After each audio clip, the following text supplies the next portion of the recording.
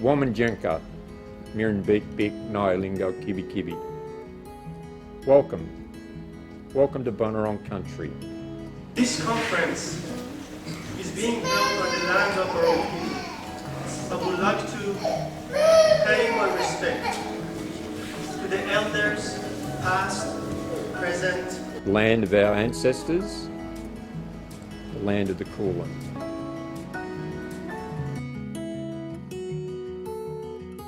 I would like to welcome you to today's gathering, which is one of the conferences in this series of conferences called, by the governing body of the Bahai faith, the Universal House of Justice, in order to bring together all those who want to contribute to the betterment of the world we live in, fostering a culture of peace and contributing to social prosperity based on the principles of the Bahai faith.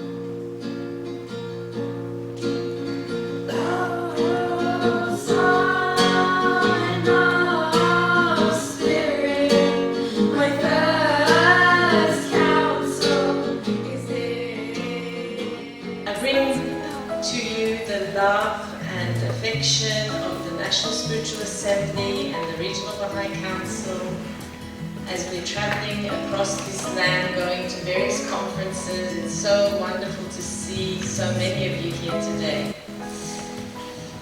The National Spiritual Assembly has asked that I share with you some words from a letter that they've written to all the conferences around Australia.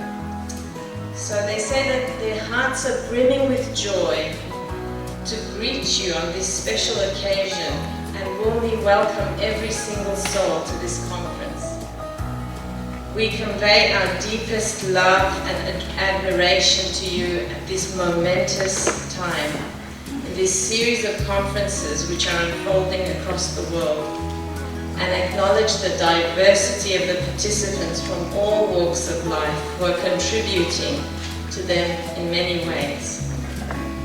These conferences were actually called for by the Universal House of Justice, the world governing body of the Bahai faith, in 2018. And they're really aimed at the well-wishers of humanity, who are engaged in efforts of building vibrant communities. As we enter a new stage in the historic chapter of this unfoldment of the faith and the growth of this community. Over the last few months, representatives from virtually every country and region in the world, including 11 from Australia, came together at two significant gatherings in Haifa, Israel, at the Bahai World Center, to prepare and rededicate themselves and their communities for this new stage in the development of the betterment of the world.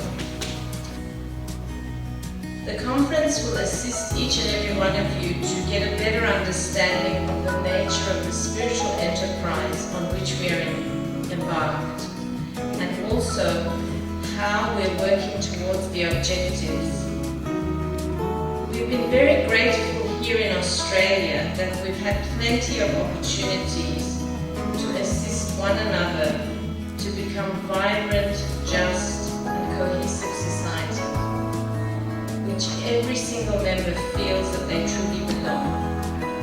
We are very lucky to live in such a society, and this long-term endeavour in which we are engaged will help to transform this society And at its heart, it's really about connections of love and brotherhood in a global effort, regardless of your beliefs, your backgrounds, and your identities.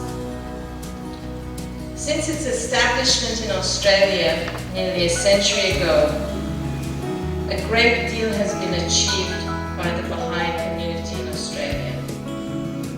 Across diverse settings, across this nation, in urban and rural, with recent arrivals as well as those whose ties to this land extend thousands of years, many have been touched by the message of Baha'u'llah, the divine founder of the faith, and have arisen together to work towards realizing his vision for a materially and spiritually prosperous civilization.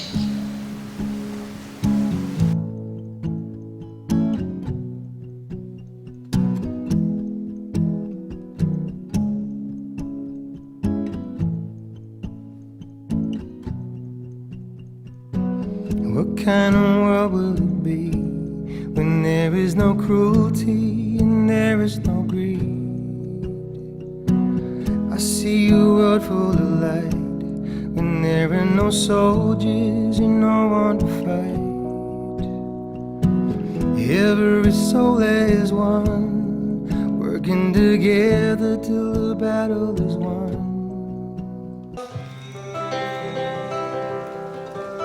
The thought of hatred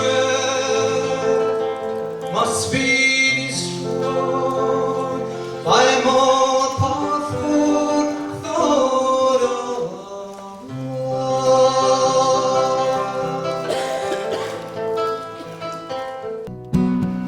There's a place for you, there's a place for me.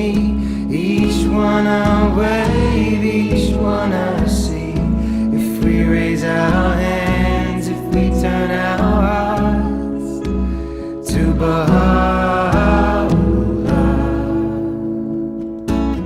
what kind of world would it be?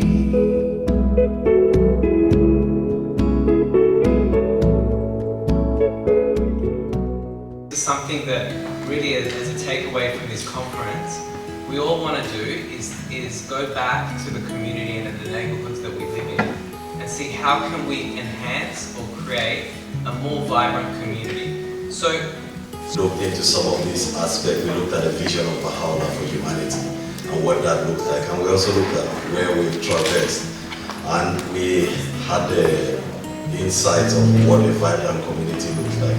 And some friends shared some examples. Especially I remember it says, the betterment of the world can be accomplished through pure and goodly deeds and through commendable and seemly conduct. And so some of the questions is around how do we build a betterment of the world? What are some activities we could do? What kind of world will we see when I prefer is my brother to me? It is all in our hands to be of service to our fellow man. The steps that you can implement into your daily lives that's going to start helping and creating the impact in your communities, because it starts with us, and we all have a story and all have a vision to share. We're all like looking towards the same goal, and we're all sharing that same goal with the family, right? With all the families that we talk to. And then in that way, like if all these families are looking at the same goal that we've shared with them, then in a way, a lot of our community already has some form of united vision. Each one I wave, each one I sing. If we raise our hands, if we turn our hearts to Baha'u'llah, what kind of world would it be with every soul alive, each one burning bright, a world where we can be